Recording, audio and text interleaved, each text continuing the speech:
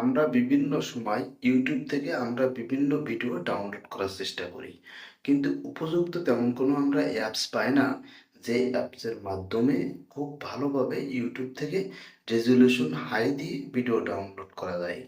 আপনারা বিটমেট অ্যাপসের মাধ্যমে এই ভিডিও ডাউনলোড করতে পারেন। আজকের এই ভিডিওতে আমি আপনাদেরকে দেখিয়ে দেবো কিভাবে এটি ডাউনলোড করবেন।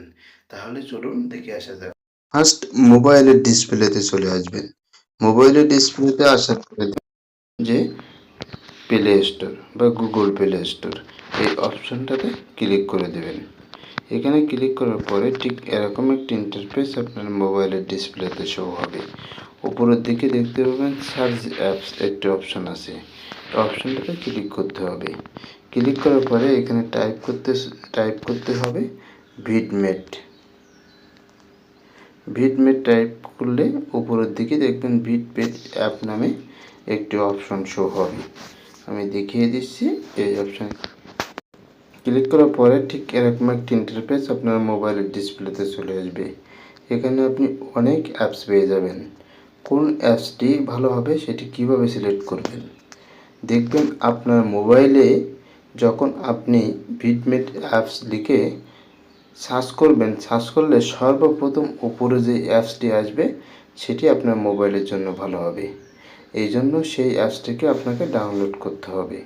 যেমন আমার মোবাইলে এই অ্যাপসটি কিন্তু প্রথমে চলে এসেছে। এই অ্যাপসটি আমাকে ডাউনলোড করতে হবে। আর তারও আগে দেখে নেবেন যে এটা কত এমবি। এই যে এখানে দেখা যাচ্ছে এটা কত এমবি। এখন আমি এটি ডাউনলোড করব। ডাউনলোডে ক্লিক করার পরপরই কিন্তু এটা ডাউনলোড হওয়া শুরু হবে। ডাউনলোড কমপ্লিট হওয়ার পরে বাকি প্রসেস আমি আপনাদেরকে দেখিয়ে দিচ্ছি। Already download complete, install running দেখাচ্ছে। কিছু সময় অপেক্ষা করতে হবে। যখন ইনস্টল কমপ্লিট হয়ে যাবে তখন আপনারা দেখতে পাচ্ছেন এখানে ক্যান্সেল লেখা আছে।